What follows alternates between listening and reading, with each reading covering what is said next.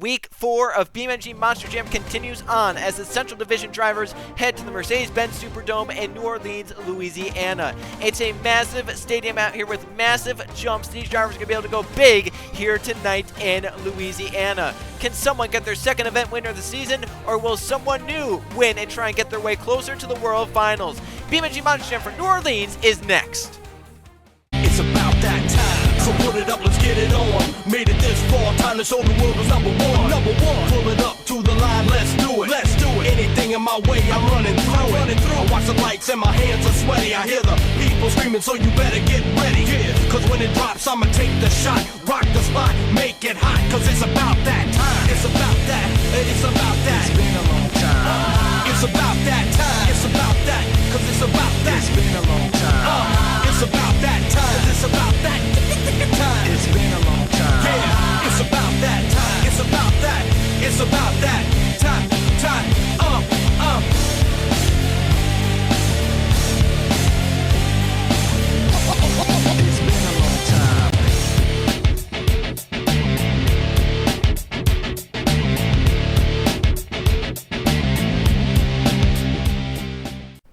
Week 4 of the BeamNG Monster Jam series continues on as we head to New Orleans in Louisiana at the Mercedes-Benz Superdome. I'm Joe Ricuzzi, alongside me for this event. Once again, it is Trey Bardo. And Trey, once again, a kind of similar course to what we've been seeing so far on the tour. What do you think these drivers can learn from what they've done the past few weeks to try and transfer it here to New Orleans? Oh, yeah. As you said, it's almost identical, as I said. I think I walked out as soon as I walked into the building, Joe. I go, were we here just last week? But, no, yeah, I mean, it can be either a blessing or a curse. You know, if drivers had strong suits with the other arenas, they can definitely work on those. Or if they had weak spots, they can definitely try to fix those. So we'll have to see if the drivers learn something new or find something new to not like about this. And you also have to worry about points in this one with only 2 weeks left until we get to the World Finals. If you're 24 points or higher exiting this event, you are locked into the World Finals, so watch for that. Some drivers might be going for maybe points, not so much finishing position here at the Mercedes-Benz Superdome. As let's go take a look at our 15 truck field of trucks for freestyle here in New Orleans. Starting off, it'll be Scooby-Doo and Brandon Beal. Then in Bakugan Dragonoid, it's Laura Chung, and in Raminator, it's Keyshawn Richardson. Hawk Warrior, it's Nonagon Scott. Black Pearl has Caden Lynn, and in Octanator, it's Connor Annapool. Then we have Max D and Ross McTrain. In Raminator, it's Samet Ozkan, and in the Hot Wheels, it's Mathis Wells. In El Toro Loco, it's Conrad Evans. Son-uva Digger has Jake Galloway, and in Mad Scientist, it's Evan Hunter. Then we have Code Red and Pringle Man, Raisin Kane with William Seaman, and in Gravedigger, Eli Bright will be the last truck out here in New Orleans. He won in this stadium last season. So here we go, first truck out. It is Scooby-Doo and Brandon Beal. An unfortunate ending in Minneapolis last week, looking to turn around and fill out the full 90 seconds here as he turns the truck quickly around to the MXL to kick off his 90 seconds. Very nice air there for the first ever hit of the event, Joe. He definitely wants to do a lot better, as you said, compared to last week here. But the real question is if the luck's going to go his way. Yeah, we'll just have to see. You know, obviously last week he had a good start to his run, but unfortunately when he wheelied into the backside of the race and then kind of flipped him up over backwards and it didn't do a full rotation. That's a nice little wheelie right there off of what looked like the jammer obstacles. He turns it around right here. Already 30 seconds into the run, so a decent start, some solid momentum, and some nice air off the back of the MX Hill. Looks like Brandon Beal going big early on in this run.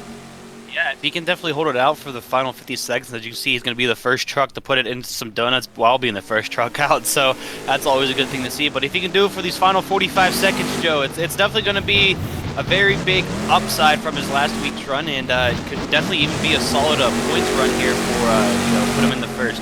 Yeah, and he definitely needs some points, not only just for the event, as he's in trouble right there. A huge skyway as it comes down off the sun. He puts it back on all fours. That was a really impressive save there for Brandon Beals. He's now going to look for the back. 20 seconds left. Goes into it. First truck out. He did donuts, and now he does a backflip here. Yeah, I don't think he planned those last few events there, but it worked out in his favor. So the judges are going to like that. With 10 seconds remaining, what else is going to be able to do? Oh, man. He's going to control. Nope, it's upside down. Finally, he's going to roll it back onto all fours. No. Trey, I don't know if I've ever seen a Scooby-Doo truck this messed up. This truck has taken one heck of a beating out there in that 90 seconds, and it all came within about the last 30 seconds. As let's go take a look at this save right here. Yeah, like I said, I don't really know if he planned for this to happen, but it ended up working out in his favor there. So what kind of is a nice save for him?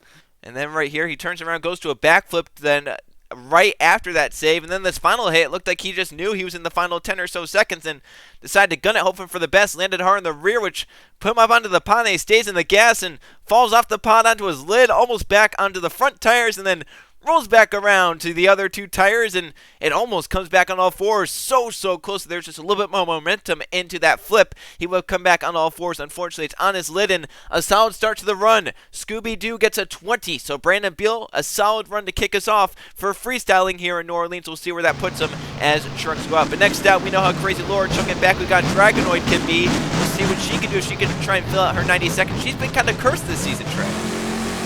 Yeah, it's been interesting to see, how drivers fare this season compared to last season, and some of them are doing amazingly compared to their last season, but other cases like this and Laura Chung have been not doing the best. And sometimes just not her fault. Maybe she tries to go big too early. That's kind of Laura Chung mentality. But sometimes just been the bad bounces that have gotten her in trouble. And last season she had many bounces go in her way to where she won events because of them. But unfortunately, this season has not been the same luck. Yeah, that's very true. But as you said, there's 2 weeks left, a week left before the World Finals, Joe, and let's see if she's going to be able to get turned around and hopefully be able to compete. Nice save. Yeah, that was a nice save there. She kind of jumped up onto that little tabletop next to the MX hill, and it almost cost her right there. She's now going to gun it right here for that ramp next to the tabletop. Gets some nice air, almost landed on the pond. Some smoke came out of that truck, so obviously the Bakugan Dragonoid truck under some stress at the moment. Into the final 30 seconds for Laura Chung. What can she do in these final 30 seconds? This is where she's at her best, doing a little bit of a pirouette onto the side. Can she save it in the gas hard? Some sidewalls. Will it come back onto all fours? It will not for Laura Chung. And about 12 seconds left on the clock. You have to fill the clock to win these events normally, and I just don't know if that's close enough to fill in the clock for her to get that lead. Yeah, I don't think we've had a single person ever win an event without filling the clock, so that's definitely very important here. And this was just crazy to watch. She put it into sidewalls and had a good chance. As you can see, the truck's pretty much perfectly balanced on those two tires. I would say, if anything, it's just a few degrees off of perfectly balanced. Yeah, pretty much. And then she tried to turn into it more, but it did not help her at all and ended up putting her over. And that's a tough break for Laura Chung, who once again is going to have a not-so-good score in terms of Chung ways. It's the 17 for Laura Chung and the Bakugan Dragonoid. Obviously very disappointing, and could that put her behind the cutoff entering the final event? We'll find out later tonight. But next up, we have Raminator and Keyshawn Richardson. He hasn't had too good of a season, down last in points. What can he do to try and turn that around? Starts off his 90 seconds in kind of a weird way, almost kind of flipped over there in that first hit. Yeah, that's a very strange place to put a tabletop there, right? Pretty much in line with that single jump, but he wins. Oh my goodness, Joe. That is big air for Keyshawn Richardson right there, and that was within the first 20 seconds, so imagine when he gets down to the last 20 seconds what he might do. That's huge off the racing lane as well.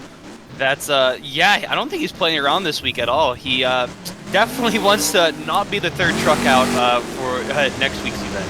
Yeah, that's for sure. He wants to try and get points so he's at least closes. Now he's in trouble. Onto 2, onto 1. But a great save for Keyshawn Richardson, the Ramunition. This run so far has had a lot. He's going to cross through the tabletop. A huge sky wheelie. Lands it nicely on the MX hill and drives it off. So far, Keyshawn Richardson with some nice momentum. But for sure, he needs these points to try and make sure he's closer to the cutoff than he is currently entering the final week. He's going absolutely bananas right now, Joe. He's hitting everything he can. He's pretty much going for whatever the truck lines up for. He's just going to nail the gas and hope for the best at this point. You can see he's hitting both of the single jumps at the same time. He's going to pretty much bounce perfectly right around that pod section there. Very nicely done. He's going to whip it around. 15 seconds remaining here. I think, oh my goodness. Oh my gosh, that is a hard landing. Stuff is broken everywhere. I think that's the front tie rod that has come off. About 10 seconds left for Keyshawn Richardson, the Ramunition, but my gosh, this run have a lot in it in terms of momentum for sure. Right here, look at this save. Tracy bounces off the pod. Yeah, this pretty much bounced around right perfectly on the tires for him right here. I don't even think he ever touched the body. Whew. No, he did not even touch the body. I'm surprised that wheel didn't snap up as well, because that was a lot of stress that it was under. And then Trey, he just floors it for the next obstacle, which happens to be cross-threading the little tabletop right there. And it just gets a huge skyway and lands nicely on the MX hill. Yeah, that was pretty perfect for him to do that and land perfectly right in the middle on the top of that MX hill. And then right here, this hurts. Yeah, watch this as it lands down. Oh my Oh. gosh, and look at as soon as it landed, stuff just starts snapping off the tie rod, parts of the body, so a hard ending for Keyshawn Richardson. It's enough to take the lead by a half a point. Trade to 20.5 for Keyshawn Richardson. He currently sits in the hot seat in that Raminator truck, so a good run for Keyshawn here in Week 4. Next up, we have Mohawk Warrior and Nonigan Scott trying to find that same magic he had in Week 1 in Detroit, where he did that consecutive backflip, the first one to ever do it in BeamNG Monster Jam history, but has not had that same magic since that event. He's trying to rekindle it here in New Orleans. Yeah, it's always a thing, you know, to be the first person to do something in the in this thing, and you know, everyone expects you to do something crazy, everything else, and then sometimes, you know, you just can't find the marks. But, you know, of course, isn't on you. It's just, you know, sometimes how the dominoes fall, and you're always trying to best it up, and we'll have to see what he's going to be able to do. He's already almost a little crooked there with that little wheelie there, but he did a nice job of corralling it back down. That was a nice little wheel there. Nice tape's going to go, and I think there's some tires packed into the pod right there, and it gets a nice sky wheelie base onto 2 wheels, trying to save it in a bicycle maneuver. He does a great job at it in the Mohawk Warrior truck. Now he's down to the final half of the run, trying to now pick up some momentum as he gets down towards the final 30 seconds. So nice air right there as he's looking for any obstacle, just kind of hit very, very hard and hope for the best out of it. See what he can do with 30 seconds remaining here. He's going to be lining up for the tabletop there. Nice air off of that. Oh my goodness.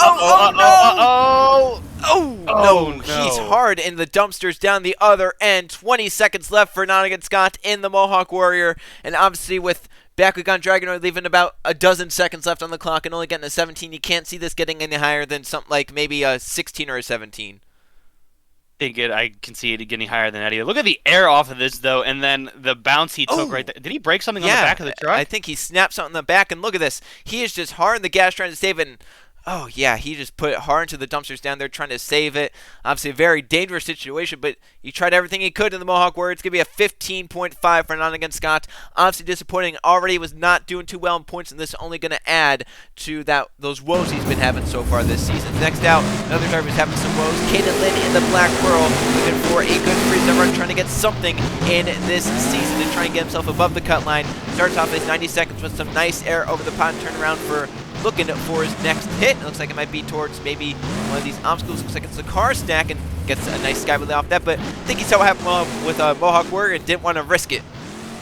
Yeah, I don't blame that one at all. That was a pretty wild incident there, and I think majority of the drivers after Mohawk Warrior here are going to be like, don't want that to happen to me there, so they might take it a little bit easier. And they might not full throttle into the obstacle like Nonigan Scott did. Maybe just kind of lift a little before they get to it, but so far, Caden has some nice momentum. He's gotten lost a few times, it looks like, but otherwise he's been trying to get from one obstacle to the next, but it just seems at points they give you a lot of room out here. It's obviously a huge stadium, and they don't pack it full of obstacles. They give you a lot of room to run around and make sure you can save the truck, but sometimes you can't get some of these drivers lost.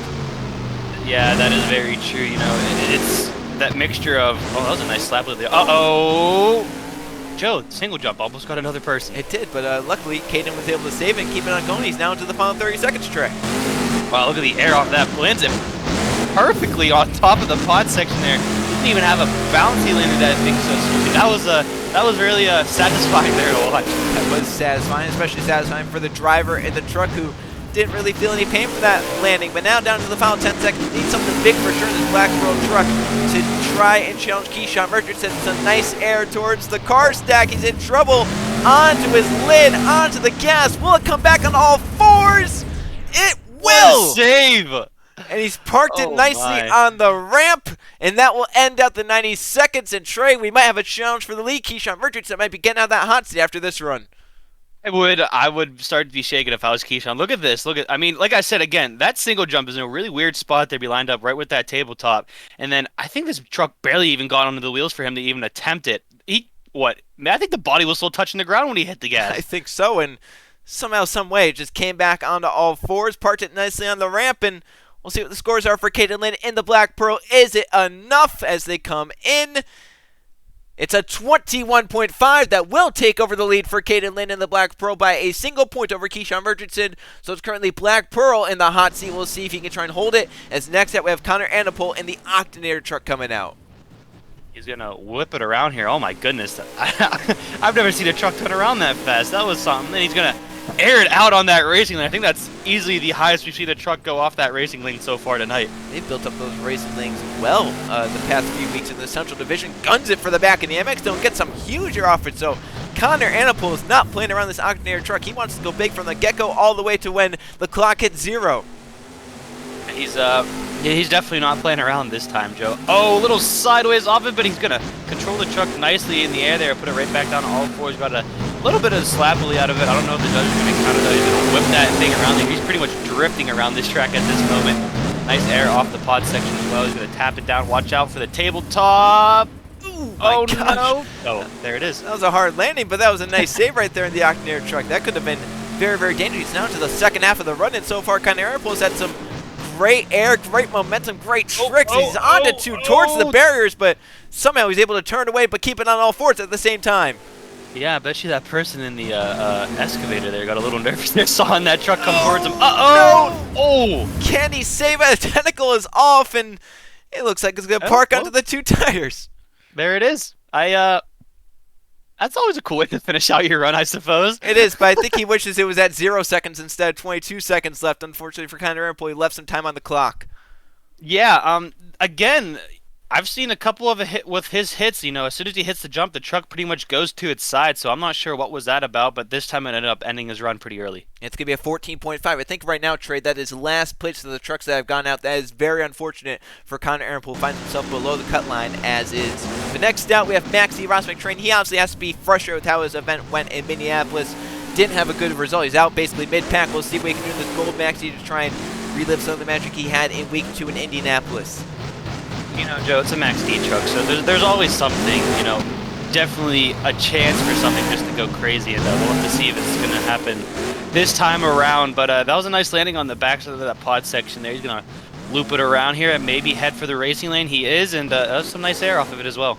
It does seem, as we've gone through now, this is the 4th week, just looking at Ross McTrain's mentality compared to other Maxi drivers, he seems to want to take it maybe more cautious throughout the run and then build it up into the final 30 seconds, which sometimes has kind of hurt him, but actually won up the event out in Indianapolis and did really well out in Detroit. So Ross McTrain's obviously a different approach in terms of the Max D approach, but it's worked out at points. Yeah, I mean, again, you know, as you said, he's not been having the best of luck recently, and there's nothing wrong with taking a little slow. Nice slappily there as well. He's going to line it straight up to the back of the race, or the single jump, that is. But no, as you said, you know, there's nothing really wrong with taking it slow to get into the run. It's definitely the safe route, but that just means, you know, you got to start ramping it up. As you can see, I think he got the memo to start doing that. I think he did. Down to the final 20 seconds. Definitely needs a lot more out of this run. Needs some huge wow factor, because at the moment I don't see it beating Black Pearl, but that's some nice air. You think about the Black Pearl run, didn't have anything until the final few seconds, so we'll see if Ross McTrain has anything in these final 5 seconds as he guns it here, trying to cross her. The MX still spinning in the air. A hard landing down. Will it come back on all fours? He's trying to save it, but it's on its lid, and he's bounced the truck. Is that 2 trucks in a row? Yeah, that's 2 in a row, Trey. I don't know if I've ever seen that happen, but here we are, 2 trucks in a row of bounds, but I don't see that being enough to take the lead. If he landed this, maybe, but it was definitely a violent impact. Yeah, I definitely don't see it taking the lead, but yeah, as you said, this was at least one way to end out his run in a pretty spectacular fashion here, but I can maybe see it top 5. I don't think it's going to be lead challenging, though. Yeah, I don't believe so. Obviously, that 21.5 set by Black Pearl. We'll see what it is for Max D. It's a 19 for Ross McTrain currently. So I believe that's about 4th place of the trucks that have gone out. Obviously, wanted a lot more out of it, but a disappointing end to the run for Ross McTrain. Next up, we have Raminator and Samet Ozkan starting out. I think that's the ramp where his teammate landed on his roof, and Samet Ozkan just started out with that for his freestyle run. Yeah, maybe he was showing the ramp up, saying you can't get me. But we'll have to see if you know, he goes for it again, and we might get a little bit of a deja vu moment or not. But he's going to be lining up for the pod section here, and some nice air off of that as well. Pretty much cleared it, and he's going to go combo it up with the single jumps there. I guess you can consider that cross-fitting the single jumps. Yeah, that was a little bit of an interest. I thought he was going to get stuck with the bottom of the chassis, but luckily he's able to get going. That's a nice air, but a hard landing on the rear to put him onto the front. But he did a great job corralling the truck in, and now down 40 seconds in, 50 seconds left, nearing that halfway point. That was right in front of the camera. Some huge air off of the racing lane. He's definitely getting a little bit more, you know, comfortable with this track. Look at the air off of that as well. Oh my goodness, Joe, with about 30 seconds remaining here. Oh no! Oh no! Oh no! Oh no! And he's right next to the dumpsters. They're not going to let him try to save it. And just under 30 seconds left in the run. The most time we've seen left on the clock so far tonight. And I don't see that even coming close. And that might be one of the last place runs. So strange. He pretty much landed the jump, what, about 2 seconds before this even happened. And then something, he might have been turning too fast, or the tires caught a little bit of grip and he just, you know, flipped it over. It's going to be a 15. That's second to last, currently only beating out the Octanair truck. So tough break there for Samet Ozkan in the Raminator. Next out, though, we have Mathis Wells in the Hot Wheels. Wells has definitely come alive in this Hot Wheels truck. Obviously, last season in the yellow El Toro Loco did not go his way, but he's found his form in this Hot Wheels truck and has done some good things this season, looking to make it into the World Finals, unlike what he did last season. We'll see what he can do here in the Hot Wheels out in Queens. You know, Joe, I'm just starting to think that no matter where we go and no matter what color they make this track, oh my goodness, look at the air off of that, holy cow. I was going to say, though, no matter where we go and what color they make this track, I think it's always going to match something on this truck. I think so. This truck very, very colorful. I think they can always find a color on the truck that they put onto the track. It's just that special of a truck. They might get the color from the truck, if we're being honest. I think they do maybe look at the Hot Wheels truck. They go, what color everyone using on the truck yet? Let's use it this event. Oh my! But with 40 seconds remaining here, he's been going pretty out there. I mean, he's been getting as much air as he can off of each jump. He's going to get a little wonky here, but he's going to control it back down with 30 seconds now remaining. He definitely has a good run, good momentum, but he's going to need a wow factor or something spectacular to challenge for the lead. Yeah, for sure, but once again, like we saw with Black Pearl, it was a solid run up until the final about 5 seconds when he had that crazy move at the end, so he had to find that same thing and try and go one step further in the craziest category. 10 seconds left, looks like he's lining up for a backflip. Haven't seen many of them tonight, but Mathis Wells lands it perfectly. I think this might be our second backflip we've seen so far tonight. That was weird. Maybe he couldn't get it in reverse or something there. I wonder if stalled. Yeah, it did look like it stalled there, and unfortunately, it cost him a chance to get to the next obstacle. He's going to turn around and flip the truck over. Oh, he saved it. Yeah, back on all fours. I think he wanted to end it on its lid, but that's also a good way to end it with a save. But honestly, for Math as well, I think he could have gotten another hit in, but it looked like maybe the truck stalled. Yeah, that was very strange. We'll have to see what happened here, if we can see him maybe refire the truck or not. He lands. I mean, it was a perfect backflip, Joe. Then you can see him turning to get it in reverse. It just hesitated. Yeah, I'm not sure what happened. You have to wonder if maybe he just had trouble getting it into gear to get into reverse. That could be it too. And then this right here didn't count, but rolled it over and tapped the wall too. So it's one way to end your run. That is one way to end the run for Mathis Wells. It's going to be a 20 that ties him with Scooby-Doo and Brandon Beal. That's right now, I think, a tie for third place of the trucks that have gone out. So a solid run for Mathis Wells in the Hot Wheels for sure. But next out now we have El Toro Loco and Conrad Evans down near the cutoff. Needs a good run to try and put himself above the cutoff. It looks like he's starting off with a Sky Wheelie cross there and off of the pod. I thought there was a tire backflip ramp when I see it right there. I was going to say, Joe, this is a little risky to be doing your first hit off of it. It is, and it looks like he's maybe looking for a slap wheelie possibly off this single jump, noses the truck into the ground, and onto the back tires, dragging the tailgate of that truck. That's the first one that's the first slap wheelie we've seen off that single jump, though. I'm thinking that is. Oh my gosh, he got close to those America's Best walls down there. I thought he was going to hit the impact one. He's trying to get all the speed he can and make the biggest turn to line himself up. That's what you got to do. You got to take everything you can get, and if it's pushing the boundaries a little bit, that's all right. That's all right. He's had some decent momentum, some decent hits, but I think at the moment, as he's now halfway through the run, he's going to start to build it up as this run goes on. Looks like he's maybe starting out a little bit slower, trying to get down to these final maybe 30 seconds. And then once he gets down to the final 30 seconds, he might let loose and start going big. Yeah, definitely, it's what you got to do here. Again, it's definitely the safest route, starting off slower. Uh-oh! Right. Yeah, nice recovery right there. Cross throwing over some crushed cars into the final 20 seconds for Conrad Everton. Looks to go bigger as he gets to the looks like going to the racing lane near us, and some nice air off of that one. That was a great air off of this one. About 10 seconds remaining. He's going to whip the truck around. What can he get? He definitely needs a wow factor. Maybe lining up for across the tabletop, Joe. I think he is. gonna gun it towards it. A huge guy with it going over backwards. Stalls it in the air and bounces off the rear, horns up, but he saves it. All right, didn't think it was gonna whip around that way. He's gonna go upside down. Watch out for the barriers. Oh my god. I don't think he touched them. Well, that was a crazy way to end it, but Trey, was it enough to beat Black Pearl is the question. I just don't know if he did enough.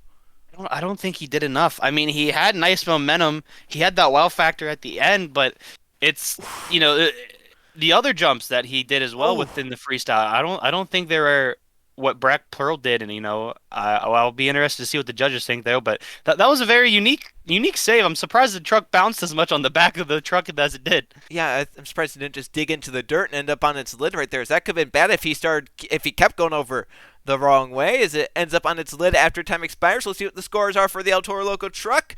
Was it enough? No, it's going to be half a point short, Trey. It's a 21. That slots him into second place, so it's not a terrible run for the El Toro Loco truck, but definitely wanted more. Tried to take the lead, but came up half a point short. Next up, we have Son-uva and Jake Galloway.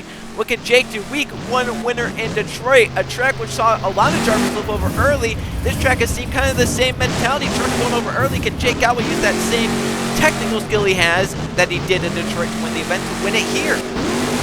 Yeah, as you said, almost all but 3 or 4 trucks, I would say, went over early and weren't able to fill up the clock. That was a very strange bounce there from Jake Galloway. But yeah, as we said before, before we even started the event, this is pretty much the same exact track as we went to, I think it was last week or the week before, and just kind of shows you how luck can switch over from driver to driver there. And some of them it's not really working out, the other ones it's doing great. Jake is hit these obstacles really, really fast. They might not be the biggest there, but he is just full ground across. He went off the car stack and just drove it across the pond. Got some nice air right there. So Jake is definitely on, I guess, speed attack. Maybe not air assault, but he's definitely going for the speed factor. That's some air right there, though. My goodness, that was some huge air, and he landed it, I think, on all 4 tires at the same exact time. That was a pretty perfect landing there. Now he's going to gun it right there. Did something break on the front, Trey? Yeah, I think something did break. You saw the tire flapping around, is it? Oh, something's definitely yes. And that's going to, he's going to gun it and hope for the best, but obviously it's going to hurt some momentum possibly. If he can get it turned around, though, it's not going to affect him too much, and so far he's done a great job in doing that. Yeah, he's pretty much turning into the broken tire and lifting it up. Oh no! My goodness! Oh, no, a hard landing on the front. It ends up on its lid, but that was certainly one way to, I think he's broken both tie rods, maybe. Would you be surprised? No, I would not be surprised with how that run ended right there. Let's take a look at how this run ended. I mean, he had nice air. Did he just stuff it into the pods? Yep. Yep, and then drove it off.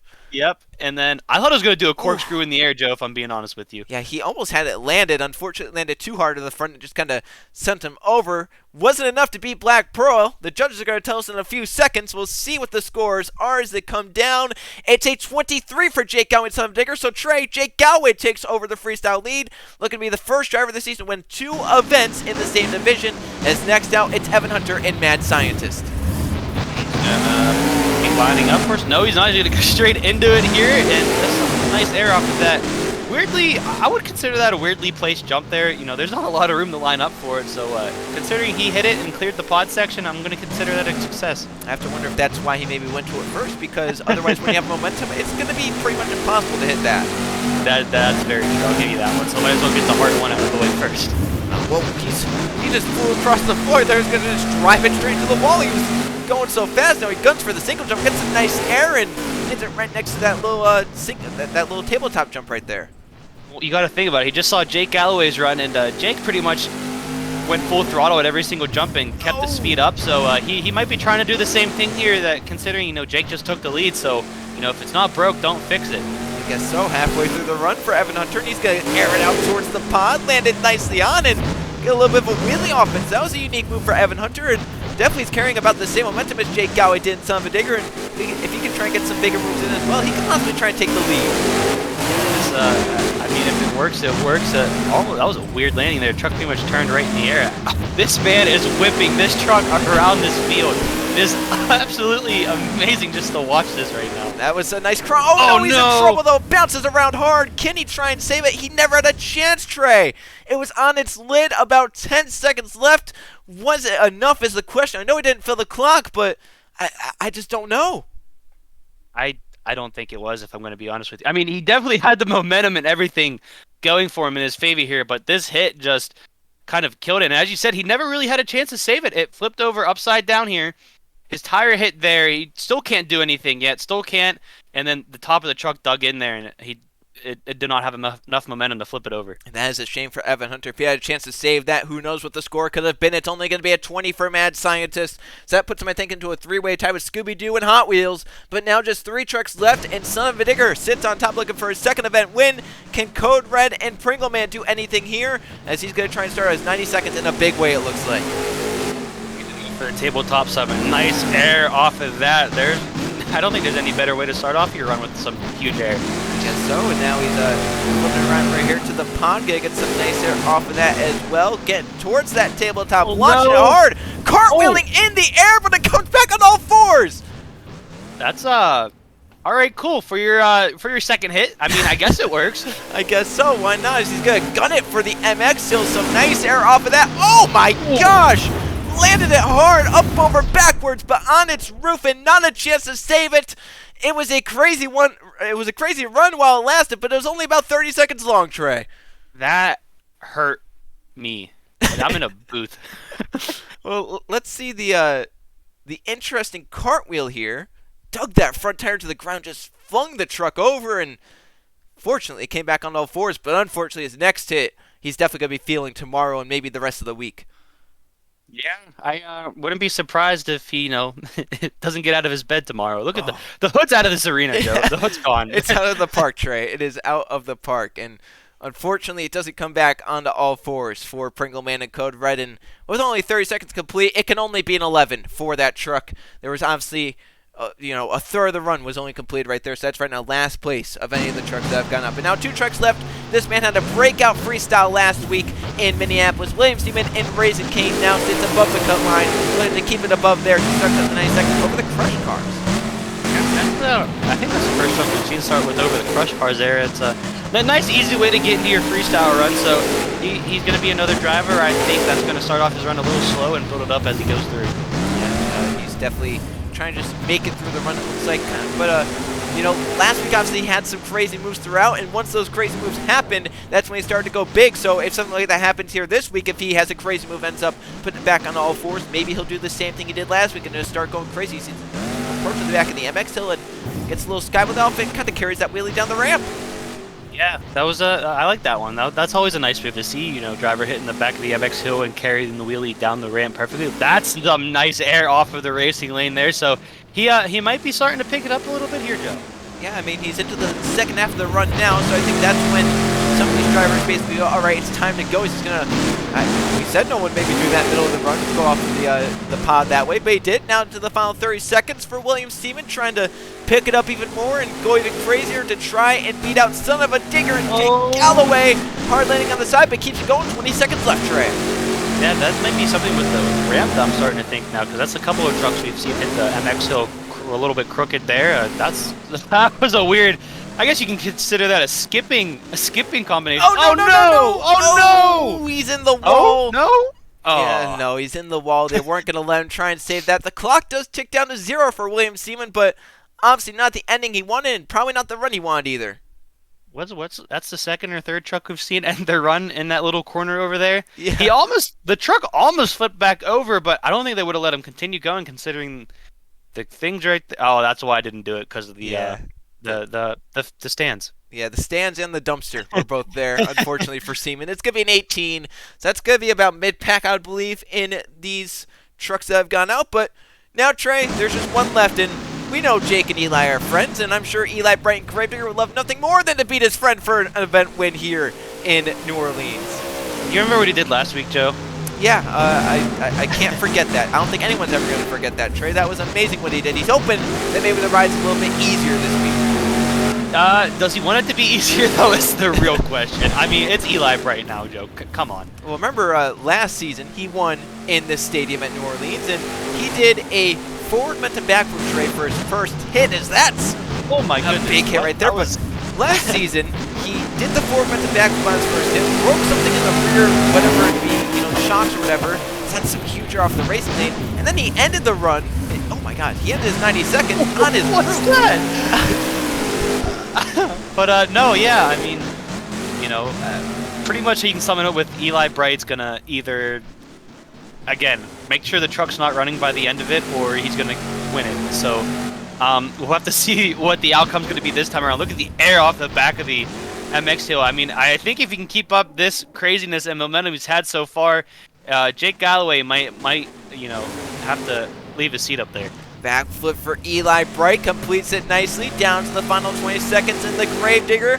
He's had some good momentum, he's had some good hits, but can he fill out the 90 seconds so far? There's not really been a wow factor, but Jake didn't really have one either, so his runs are so far pretty close in my eyes. Oh my Here we go right there. That was a cool move right there. He was pretty much dead sideways and he flipped it over. 4 seconds remaining here. What he's going to have to do here is going to air it off to single jump, upside down, back onto all fours. What? That's 3 trucks so far, Joe. That's 3 trucks in this event. 3 trucks in one event. That's a fifth of the field that has decided to park it on the side of their tire somehow. But Trey, I don't know. I mean, the runs were very similar. I would hate to be a judge. I don't know.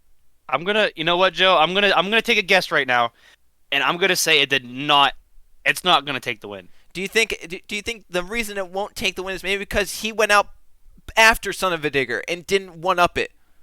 I'm gonna have to say, yeah. I mean, he just didn't live up to the hype that Jake Galloway put out there. He didn't really have that many wow factors or saves. I don't think he had a single save throughout his run, if we're being honest. So we'll have to see what the judges think with their score. Yeah, 21. So, Trey, you were right. That's going to put him into a tie for third, which means Jake Galloway's won his second event of the season in Son-uva Digger. The only other driver to do that in BeamNG Monster Jam history, Keegan Thompson, won the World Finals last season. So, Jake definitely loving his chances. As he wins, Black Pearl ends up in second. Eli wins the tiebreaker for third over Conrad Evans and some other big names. All these runs right here in the 20s on that first page, Trey. Oh, well, that shows you that it's a high-scoring event, and there's nothing wrong with that. The fans love it, the judges love it, and I think the drivers love it too. That shows you how competitive this field is. Well, now we'll go look at the points for these 15 trucks, and we'll see who's locked in, who's not. The front 2 are locked in. Son-uva Digger and Gravedigger are going to the World Finals. Max D nearly locked in with Mad Scientist. Black Pearl near the cut line. Raminator barely above, along with Raising Caden El Toro Loco, and Laura Chung is only 1 point above of Brandon Beal and Mathis Wells. Also watch out for Keyshawn and Pringle Man and Connor Annapole and Nongan Scott. It's all very close near the cutoff, as we'll see next week in the Central Division. But one last event in week 4. We'll go out west in Anaheim. We'll see you guys then.